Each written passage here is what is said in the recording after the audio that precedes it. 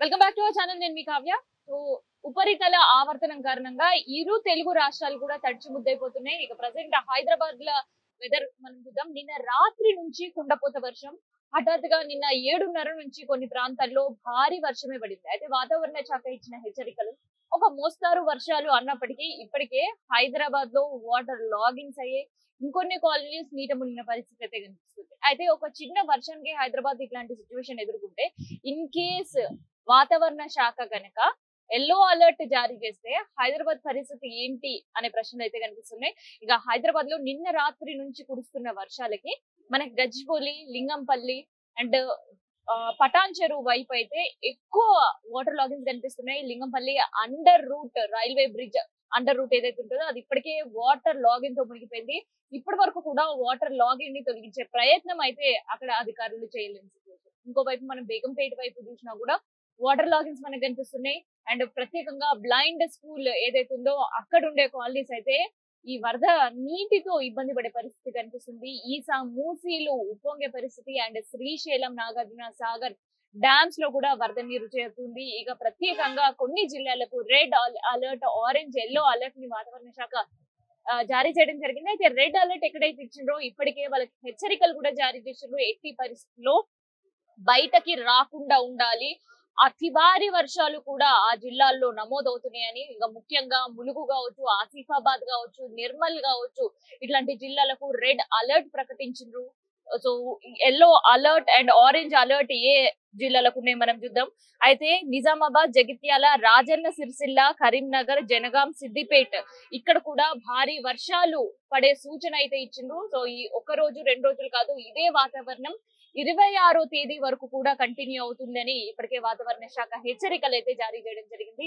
And ఇంకొన్ని జిల్లాలకు yellow alert అంటే సాధారణ వర్షపాతం నమోదయ్యే అవకాశం ఉందని చెప్పేసి, సో ఆ సాధారణ వర్షపాతం నమోదయ్యే అలర్ట్ ఏదైతే ఇచ్చిందో అందులో హైదరాబాద్, సంగారెడ్డి, వికారాబాద్ జిల్లాలు కూడా ఉన్నాయి. సో హైదరాబాద్ లో ఇప్పటికే మనం చూస్తున్నాం కదా, వాటర్ లాగిన్స్, ట్రాఫిక్ జామ్స్ తో ఇబ్బంది పడుతున్నారు.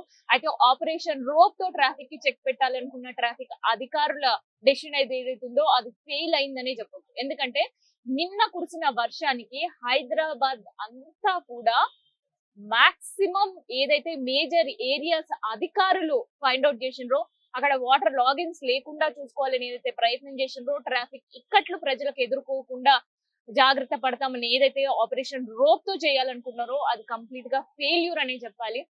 అందులో ప్రధానంగా ఎంచుకున్న రూట్స్ మనకు జూబ్లీ చెక్ పోస్ట్ ఏరియా కావచ్చు, బేగంపేట ఏరియా కావచ్చు, కోటి కావచ్చు, చార్మినార్ కావచ్చు, గచ్చిబౌలి కావచ్చు, అండ్ దాంతో పాటు కాజాగూడ సర్కిల్ కావచ్చు, అండ్ మనకి ఐక్య సెంటర్ కావచ్చు, ఇవన్నీ కూడా మేజర్ ఏరియాస్ లో ఆపరేషన్ రోప్ తో ప్రయత్నాలు సాగించినా కూడా పూర్తిగా విఫలమయ్యాయి. ట్రాఫిక్ నిన్న రాత్రి అదే ట్రాఫిక్, ఇవాళ ఉదయం కూడా అదే ట్రాఫిక్ కి చెక్ పెట్టలేని అధికారులు ఏకంగా సాఫ్ట్వేర్ కంపెనీస్ కి రిక్వెస్ట్ పంపించిన సిచ్యువేషన్స్ మనం చూస్తున్నాం. మాక్సిమం వర్క్ ఫ్రమ్ హోమ్ అనేది ఎంప్లాయీస్ కి ఇవ్వండి, అప్పుడే కాస్త ట్రాఫిక్ ఇబ్బందులు తగ్గుతాయి. అండ్ దాంతో పాటు ఈ వాటర్ లాగిన్ ఏదైతుందో దానికి సంబంధించిన ప్రాబ్లమ్స్ నుంచి కూడా కాస్త ప్రజలు ఉపశమనం కలిగే అవకాశం ఉందని చెప్పేసి అధికారులు కూడా చెప్పారు. అంటే ఏ రేంజ్ లో వాటర్ లాగిన్స్ ఉంటాయి, ఏ రేంజ్ లో ట్రాఫిక్ ఇక్కట్లు రాత్రి ఎదుర్కొని ఉంటారు వాహనదారులు అనేది మనకి క్లియర్ కట్ గా అర్థమవుతుంది.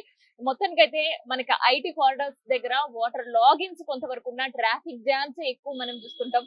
గచ్చిబౌలి ఫ్లైఓవర్ దగ్గర నుంచి కావచ్చు, రాయదుర్గం టిఎస్ టువర్డ్స్ మనకి టెల్కమ్ నగర్ కి వెళ్లే రూట్ కావచ్చు, అండ్ టువర్డ్స్ మనకి కొండాపూర్ కి వెళ్లే రూట్ కావచ్చు, అండ్ మనకి ఐకియా సర్కిల్ దగ్గర కావచ్చు. అయితే ఐకియా సర్కిల్ దగ్గరగా కొత్తగా వేసిన ఫ్లైఓవర్ అయినప్పటికీ ఫ్లైఓవర్ ముందు కూడా వాటర్ లాగిన్.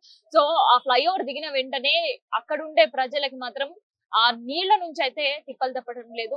అండ్ ఇంకో వైపు మనం చూస్తుంటే గతంలో హైడ్రా కూర్చివేతల కారణంగా వాళ్ళ రిటైనింగ్ వాల్ తీసేయడం జరిగింది. సో అక్కడ వరద నీళ్లు వచ్చి చేరుతున్నాయని కూడా ఆ కాలనీ వాసులు ఇబ్బందులు ఎదుర్కొంటున్నారు. సో మొత్తానికైతే హైదరాబాద్ నిన్న రాత్రి నుంచి కొండపోత వర్షం కురుస్తూనే ఉంది. అండ్ ఇవాళ మార్నింగ్ డే మాత్రం ట్రాఫిక్ డే గా అండ్ లేట్ డే గా మాత్రం ఎంప్లాయీస్ కి స్టార్ట్ అయిన పరిస్థితి. అయితే ఎక్కడ కూడా ఇప్పటి వరకు ప్రభుత్వం స్కూల్ హాలిడేస్ విషయం అయితే చెప్పలేదు, కానీ అందుకని స్కూల్ పిల్లలు కూడా ఇవాళ వర్షంలోనే స్కూళ్ళకు హాజరైన పరిస్థితి కనిపిస్తుంది.